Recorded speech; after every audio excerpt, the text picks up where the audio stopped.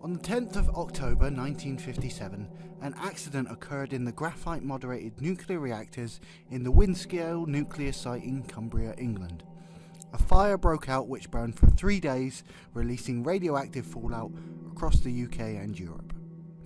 This incident was downplayed and subject to heavy censorship at the time. This is a story about Britain's very own Chernobyl.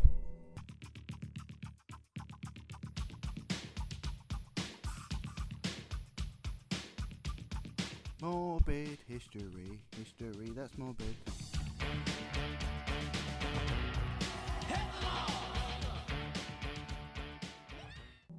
Hello and welcome to Morbid History, a new show about historical stories, oddities and general peculiarities.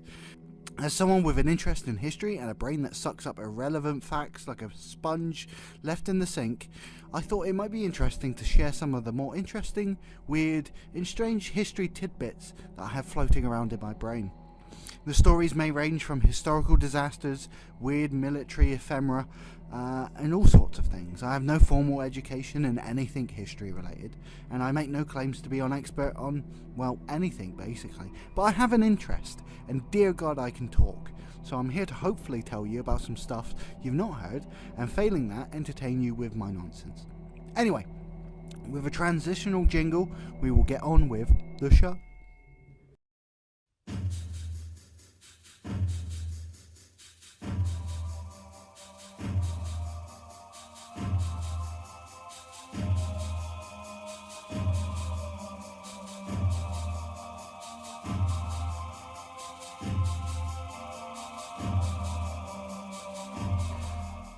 Okay, so a brief backstory to set the scene. The UK worked together with the Americans in the Manhattan Project in the 1940s. The UK itself had its own nuclear program, and that began in the late 30s. And by the outbreak of World War II, it was moved to the secretive Morbid committee under the codename Tube Alloys. This is a sort of long-running habit of British intelligence and R&D, naming secret projects under unassuming names so the enemy don't know what it is, with other examples being, the tank, which was originally called that to disguise its development as a vehicle and instead be passed off as some sort of water or fuel tank. After it was organised into Tube Alloys, it was eventually incorporated into the Americans' Manhattan Project.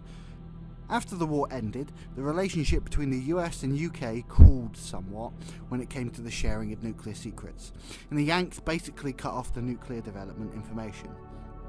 Worried about the US's nuclear monopoly, the British continued the Tube Alloys project and set up several sites across the UK for development, including in Oxford, Lancashire, and a plutonium processing facility in Windscale, which is an isolated part of Cumbria. Those unfamiliar with the UK, the Cumbria is right up in the kind of northwest, just below the border to Scotland, and it's got about 3 towns. It's very, very remote and underpopulated. For those unaware, Windscale, or Sellafield as it is now called, is a nuclear site close to the coast in Cumbria, England. The site was chosen for its remoteness, as well as its access to water needed for the cooling systems. 2 reactors were built on the site, Windscale Pile 1 and Windscale Pile 2, large concrete buildings placed a few hundred feet apart. They were built on an early design for nuclear reactors, air-cooled, graphite-moderated. The only fuel available to the British programme was natural uranium, as there was no enrichment plants to produce uranium-235, and no reactors to produce plutonium and uranium-233, the elements required for more advanced bomb making. Several test reactors were built before the large-scale reactors would be attempted, and the design for the Windscale reactors would contain a large chimney or stack for each reactor. The core of the reactors consisted of a large block of graphite with horizontal channels drilled into it for the fuel cartridges. Each cartridge contained a uranium rod of 30 centimeters encased in an aluminium canister to protect it from the air, as when exposed to air, uranium becomes extremely reactive and can catch fire. Rods would be pushed into the center of the core, with used rods being pushed towards the rear and eventually falling out of the back into a water-filled channel where they would be cooled and then collected. The chain reaction in this core converted the uranium into a variety of isotopes, including some plutonium and some uranium-233, which then went through chemical processing to separate them.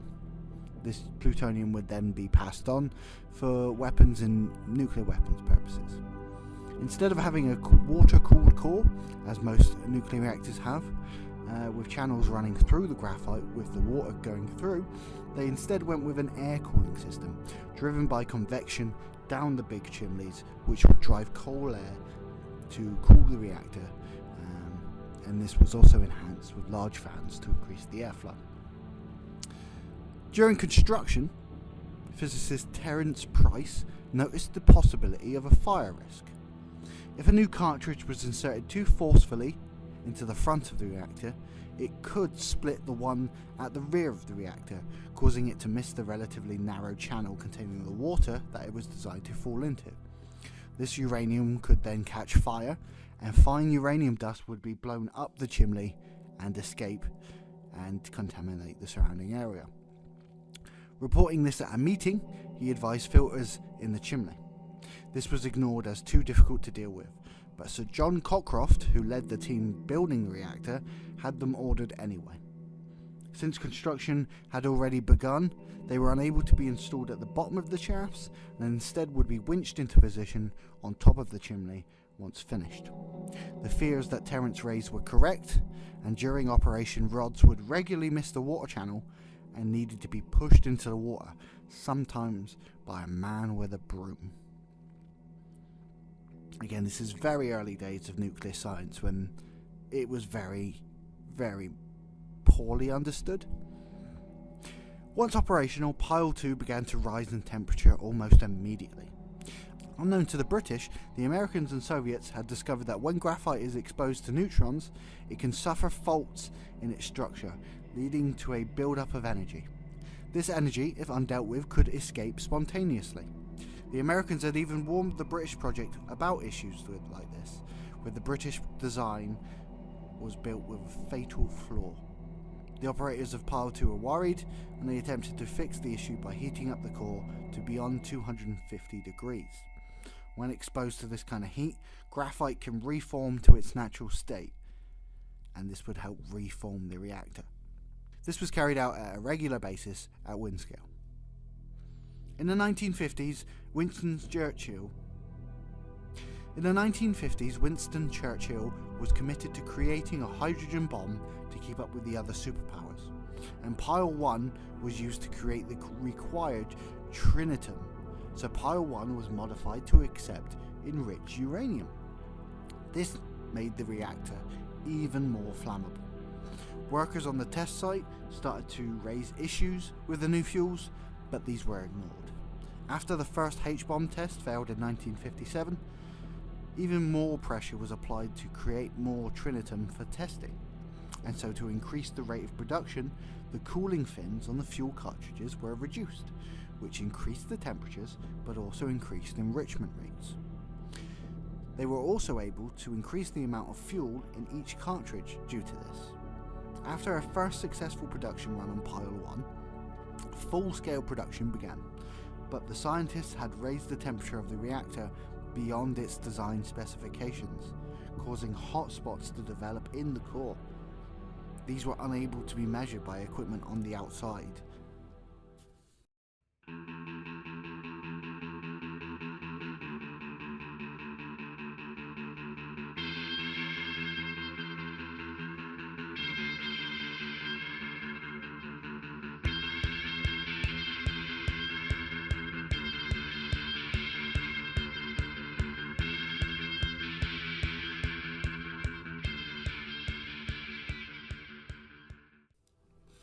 On the 7th of October 1957, operators of Pile 1 started to notice the reactor was heating up, and a heating of the core to release the energy was ordered. This had been done 8 times previously, and it was known that the core would heat up evenly before releasing energy, During this attempt, however, temperatures started falling across the core, apart from in channel 2053, which was raising in temp. Given this information, a second release was attempted on the next day, the 8th. This second attempt seemed to be successful, and the entire reactor's temperature rose. On the 10th, however, it was suspected that something was going wrong. The monitoring equipment showed that the core reactor was still rising. The temperature reached above 750 degrees Fahrenheit, and in an attempt to cool the reactor, cooling fans were increased. Radiation detectors started to go off, and it was assumed a cartridge had burst in the core. This had happened previously and was something the operators were able to deal with.